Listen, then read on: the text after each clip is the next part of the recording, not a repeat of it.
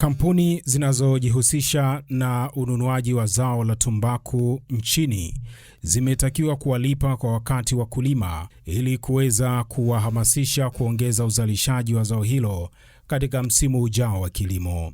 Wito huo umetolewa na afisa kilimo wilaya ya Chato Geliad Mgoba wakati akimwakilisha mkuu wa wilaya ya Chato Lois Peter Bura katika ufunguzi wa msimu mpya wa ununuzi wa zao la tumbaku wilayani Chato uliofanyika katika makao makuu ya chama kikuu cha ushirika Chato CCU. Mgoba amesema kuwa endapo kampuni ya Mkwawa iliyopitishwa kuwa mnunuzi mkuu wa zao hilo wilayani Chato itawalipa pesa zao wakulima kwa wakati, itasaidia kuongeza kasi ya uzalishaji katika msimu ujao kwa kuwa wakulima watakuwa na mitaji. Ili zao liendelee, kwanza ni kuwalipa wakulima fedha zao mapema.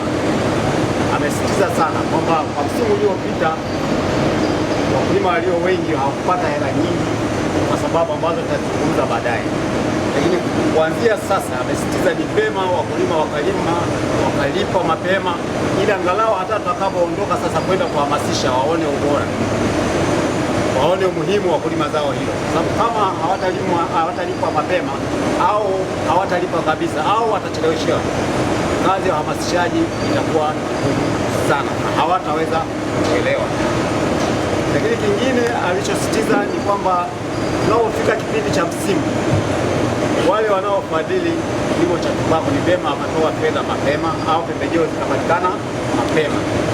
Lakini liko tatizo ambalo limekuwa likijitokeza na tusingependa liendelee kujitokeza. Wako wakulima ambao wanachukua pembejeo nyingi kuliko eneo ambalo linalimwa. Sasa inapofikia kipindi cha kurejesha, kwa sababu wale wanaotoa pembejeo wanahitaji fedha zao zirudi, wanapokuja kuchukua hela zao za pembejeo wao wanabaki hawana hela. Sasa ushauri ambao wameutoa na mimi ambao naotoa ni vyema hapo zote zinazolima tumbaku zikashirikiana na wataalamu maafisa kilimo wa maeneo husika, ili pale wanapochukua pembejeo maafisa kilimo wajue huyu anayechukua pembejeo anataka kulima eneo kiasi gani na ameshajiridhisha kwa eneo hili unatakiwa kuchukua pembejeo kiasi fulani. Kuliko kuchukua tu pembejeo kwa sababu zinaonekana na wakati fulani hatupeleke kwenye zao husika, inawezekana tunapeleka kwenye zao jingine. Unapokuja kwenye tumbaku unakuta hakuna tumbaku na pembejeo umezitumia, unatoka huna kitu. Hiyo ina discourage kwa wale ambao wamechukua pembejeo wakapeleka kwenye tumbaku, na wanapokuja kukata kama ndivyo ilivyo, kama ilivyotumika mwaka jana, kwamba wanaangalia ni kiasi gani ambacho kilichukua hela. Wao waliotoa pembejeo wanachukua hela yao, alafu hiyo baki wanawaachia nyinyi AMCOS mgawane. Sasa kama mmebaki na sifuri, manake yule aliyelima na atapata sifuri na ambaye hakulima alitumia pembejeo zile kupeleka sehemu nyingine naye anapata sifuri. Kwa hili ni vyema kwenye msimu huu tukaepuka sana, na kabla ya kuanza kutoa pembejeo ni vyema tukajiridhisha, tukafanya sensa kidogo kama ambavyo tunafanya kwenye pamba. Nadhani kwenye pamba tumefanikiwa, watu wanachukua pembejeo kulingana na eneo yanayolima, kuliko huko nyuma walikuwa wanachukua pembejeo tu alafu wengine wanapeleka pembejeo hiyo kwenye mazao mengi. Kwa upande wake, mrajisi msaidizi wa vyama vya ushirika mkoa wa Geita Doris Mwandri amewapongeza wakulima wa Chato kwa kazi kubwa walioifanya mpaka kupelekea kuwa na soko kubwa la tumbaku wilayani humo. Amewataka kufuata taratibu zote na kuzitekeleza, ikiwemo kulipa madeni ya mikopo walioichukua wakati wa msimu wa kilimo ili kuepuka hali ya kutoaminika kwa taasisi za mikopo pamoja na serikali. Tuliomba mkopo kwenye kampuni zetu, taasisi za fedha, lakini mara nyingi mmekuwa mkilaza madeni na mkaona kwamba sio njia sahihi tena, mnakimbia kwa sababu ya madeni. Ni vizuri sasa mkawasiliana na taasisi hizo za fedha, mkaweka utaratibu mzuri wa kulipa hayo madeni. Lakini baada ya kulima tumbaku na ukauza, kuna zile tozo za serikali ambazo nazo mpaka sasa hivi hamjalipa yale madeni ama zile tozo.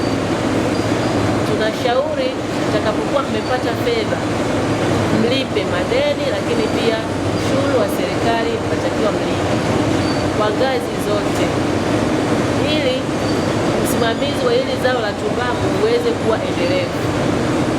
Tunaelewana eh?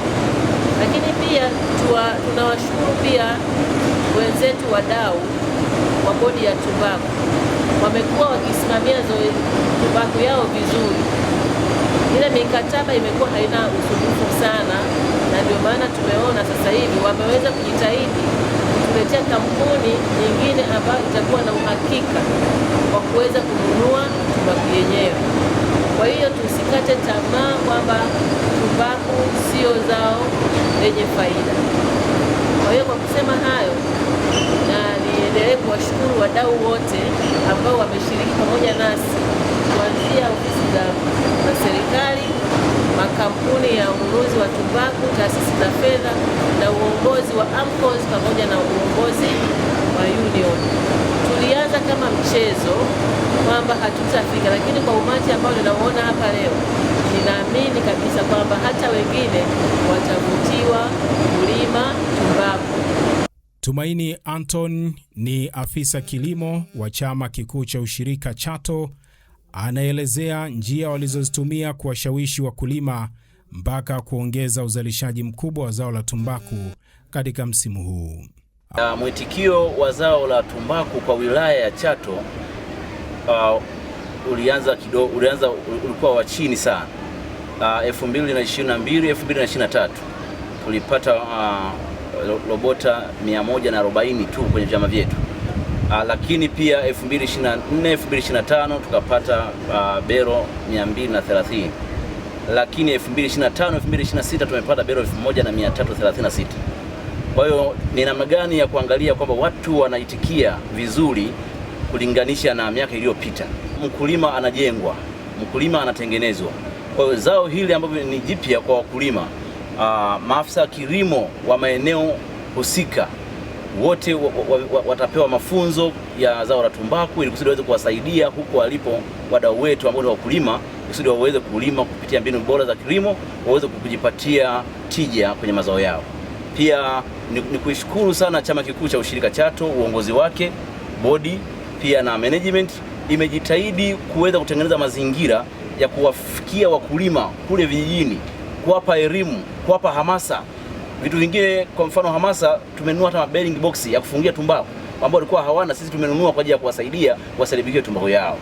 Kwa hiyo chama kipo imara, chama kitasimama kwa mapendekezo haya ambayo sasa tumeyaona kwa mkuu wetu wa wilaya. Tutafanya hivyo kama alivyotuelekeza na tutazidi kuongeza wigo wa uzalishaji wa tumbaku. Awali wakulima wa zao la tumbaku wilayani humo wametoa malalamiko yao kwa wasambazaji wa pembejeo kwa kuchelewa kuwapatia pembejeo, pamoja na kuiomba serikali kupunguza gharama za mbolea ya ruzuku ili kuwapunguzia mzigo. Mimi kwa jina naitwa Lucas John Poyo, natoka AMCOS ya Itare na ni mkulima wa zao la tumbaku. Leo mwaka ni wa 4 nalima tumbaku.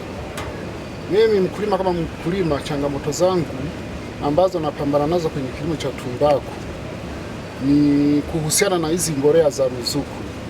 Mbolea za ruzuku zinapokuja tunaambiwa ni mbolea ya ruzuku, lakini kwenye malipo mnalipa bei kubwa. Sisi tunashindwa kuelewa.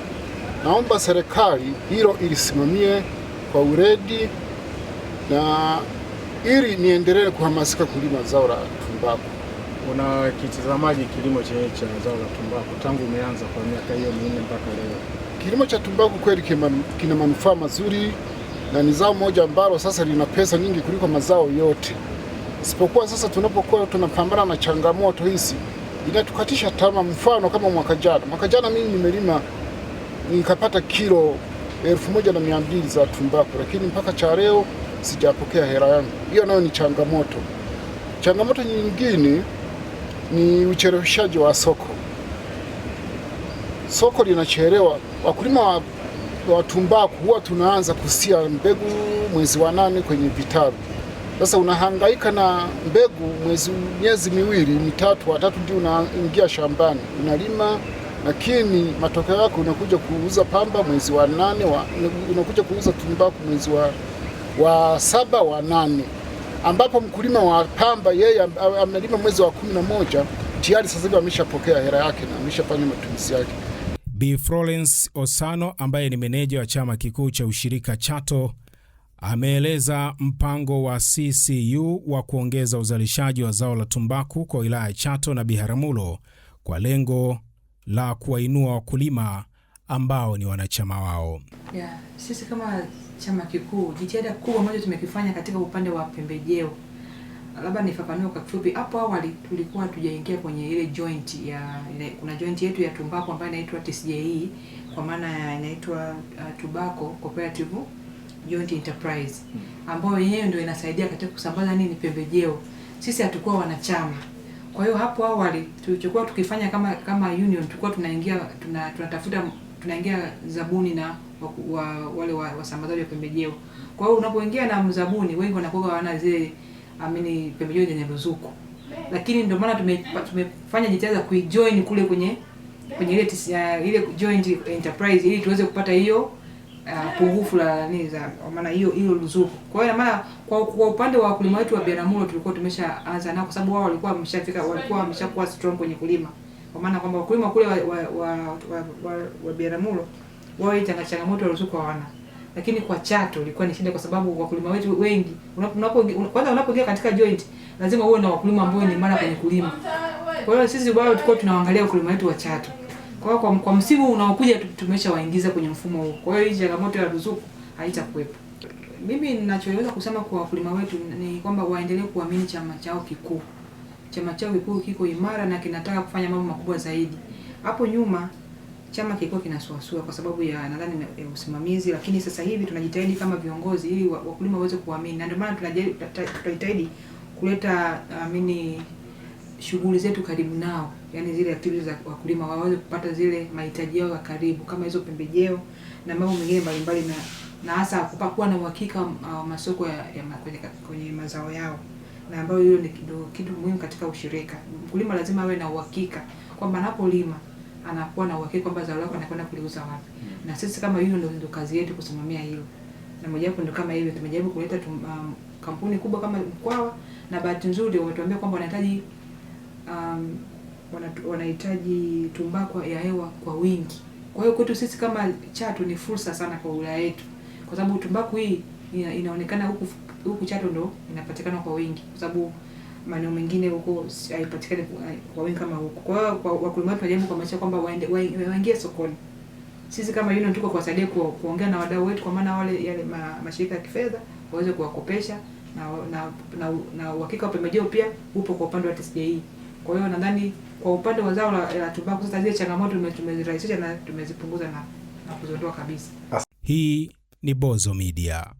Uhakika.